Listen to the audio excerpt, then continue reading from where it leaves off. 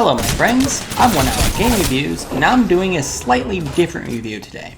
I'll be reviewing both Apex Legends and Apex Legends Mobile.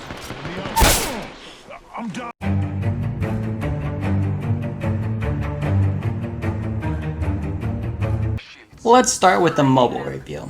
I wanted to review Apex Legends Mobile because of a few things I said about mobile gaming in a previous video. However, as I have zero interest in mobile gaming in general, I do not feel as though a mobile game warrants its own video, and also the footage I got for Apex Mobile had some pretty terrible audio, so instead I'll only be showing the footage from Apex Legends. My hour of gameplay started with a tutorial, which I found very helpful as it was tailored to the fact that I was familiar with Apex Legends, but not with mobile shooters. They probably could have gotten away with making only one version of the tutorial, and I liked the fact that they put the effort into tailoring the tutorial around what I needed to learn.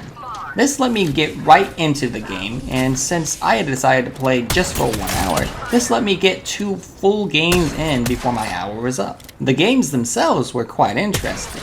I did notice a massive drop in frames as I launched, but once I had landed, I didn't notice any major glitches, at least not during the 1 hour of gameplay.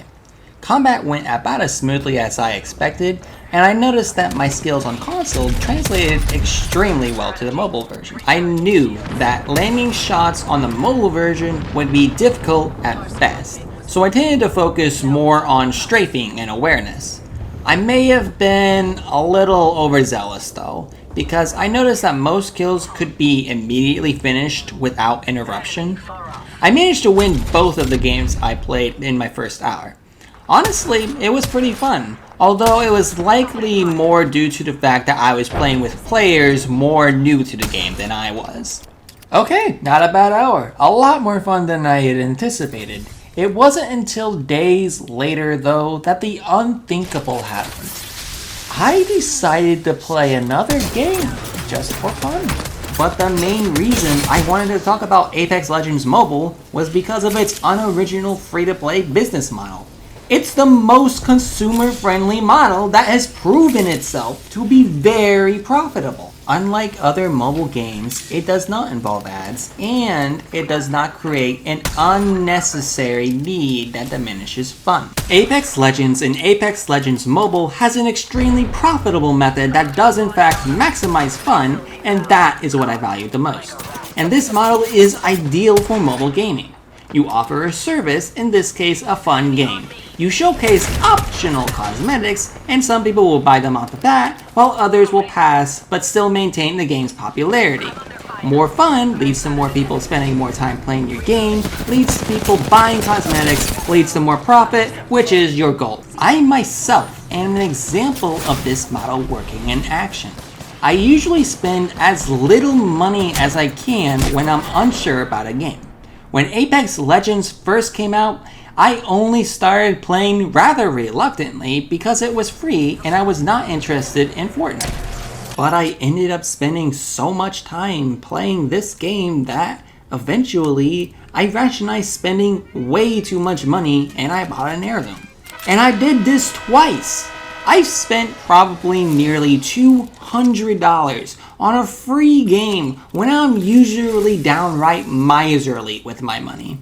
Was it because I liked the heirlooms in question? No. Honestly, there's absolutely no way I will ever say that those purchases were worth the cash. It was because I felt indebted to the game for providing so many hours of fun. And I got impulsive.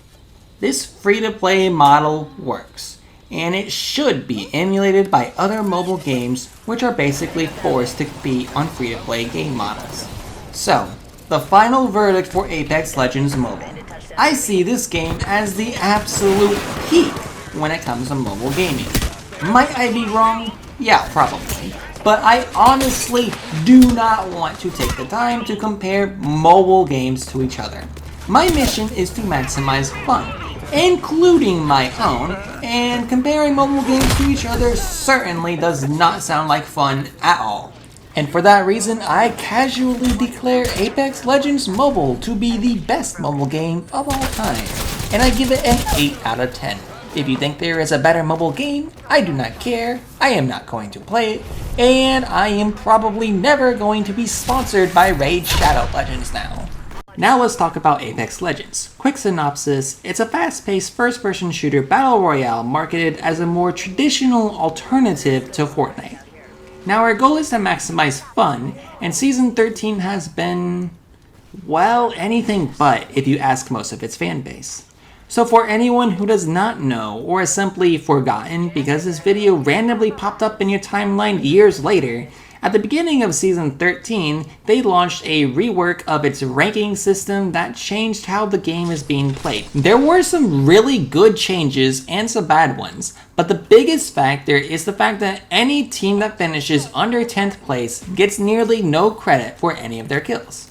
But I do understand why they have done this. Let's recall Season 1 and the time right before Ranked Mode was released to get a better idea of what happened. I remember I usually played solo queue, and I found that most of the players were constantly jumping to Skulltown, not for the loot, but purely because everyone wanted to fight as many players as possible for literally no benefit at all. I hated Skulltown for most of its existence. It was so annoying that everyone wanted to get into a brawl instead of trying to win the game. Though I do miss Skulltown now. I was looking forward to ranked mode for the sole purpose of getting teammates who wanted to play to win. Then I heard of the first professional game tournament. I was interested because it would influence the way the game would be played. The news of the outcome was absolutely devastating. The winners of the tournament had employed a strategy that revolved around killing 2 members of a squad, letting the third live and revive those 2, and then kill all 3, effectively getting 5 kills for the price of 3. And since this was a pro tournament where pretty much every team was playing against their own random lobbies, they were all basically guaranteed to win their lobbies, and kills would have to be the tiebreaker. It was such a cheap and ugly way to win. This could absolutely not be allowed to happen in ranked games for the overall health of the game. So the developers naturally made winning and ranking high the most important aspects of the game and have carried that core idea throughout 13 seasons. But the newest one is a problem because battle royales are not so clear-cut that top 10 means you win and bottom 10 means you lose in terms of achievement. The problem is that there are efforts and accomplishments that are not being recognized, and that makes ranked gameplay less fun for everyone. And we've already established that fun and profits are correlated, so it's certainly an issue to be addressed. So let's brainstorm for a bit, and feel free to add your own ideas in the comments. One of the biggest reasons I love solo play is I know a lot of Apex fans have their own crazy fun ideas, and I'd love to help make a few of those more visible to these developers, or even competing developers for that matter. The goal is to make a ranked system as similar as possible to the current one while maximizing fun. There cannot be an obvious way to cheat the system for selfish reasons. Now, I would suggest adjusting the terms of service in ranked play to crack down on those who would abuse those flaws, but I don't know how difficult that would be, so I'm not allowed to consider it a possibility, as it may not actually be one. The most fun way to play the game is subjective, but the goal of winning is absolute. The side objective of getting kills and, more importantly, eliminating other squads is also something that should both be encouraged and mandatory for those who want to climb the ranks, especially for those who want to call themselves Apex Predators. The most widespread case of people not playing to win in ranked right now in Season 13 and the seasons before that is the large number of players who have been hiding for the entire match, trying to get into the top 5 while also accepting defeat long before necessary. I've even heard rumors of people testing this and ranking all the way up into the diamond ranks without getting any kills, simply by hiding until they get into the top 5. We want to ensure that teams are earning their way to victory and not just playing hide and seek. The goal is to win, not to hide and secure top 5 placement. This behavior is actually very easy to eliminate. Any team that finishes with 0 kills, 0 assists, and 0 participation loses their placement RP as well. That stops hide and seek in its tracks. Make each and every position have a different RP value so that finishing 16th place feels worse than finishing 15th and so on. Give some of these, especially 20, a negative value. Finishing last makes you a pariah, a laughingstock, and should be treated even worse than a regular loss. And maybe even throw in a bonus to whomever gets first blood to balance that out. But how to eliminate farming kills to keep people from cheating the system? I've thought of 2 methods depending on the technical limitations of the developers. If it can be done, the better option would be to simply limit the number of eliminations each player can obtain from a single opposing squad to 3. Is it possible to lose kills if a respawn occurs? How about making it so that if you would get a 4th kill or participation, it's simply not added to the player's total? Another and likely easier option to implement is making it so that kills only give half RP on the kill and then the other half when the squad is eliminated.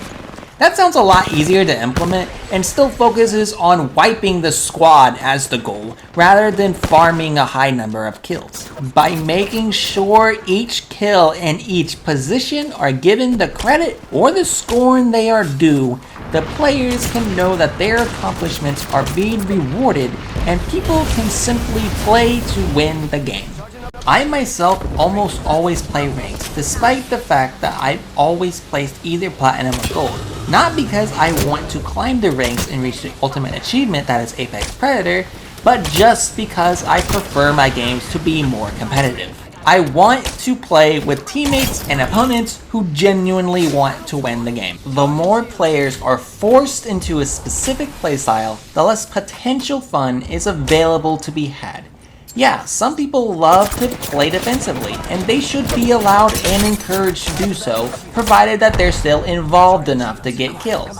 And others love to attack as many squads as possible, and they should be allowed to do so, provided they can survive long enough to be relevant to the game. The reason I bring this up is not to criticize the developers.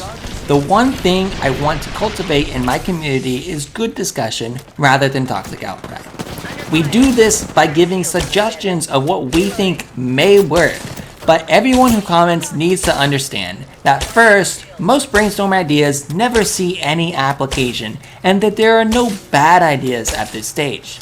Any and all discussion must be civil in order for great ideas to emerge, but I believe we can do it. Now for the final verdict. Apex Legends has a lot of potential, and currently I do not think that it is at its peak. I rate the game in its current condition as a 7 out of 10. It has the potential to be much higher, and I think if they can pin down the rank system, it'll go up to a 9 out of 10. And maybe fix a few glitches too. This means that yes, I actually do rate Apex Legends Mobile higher than I do Apex Legends. This is not because the game is better mechanically. The culture behind Apex Legends Mobile is simply purely casual, which happened to lead to me having more fun. I probably will not play Apex Mobile again. Instead, I'll just retire with a perfect 3-0 record. I will do a follow-up review of Apex Legends at a later date. Hopefully, I'll have good news to share.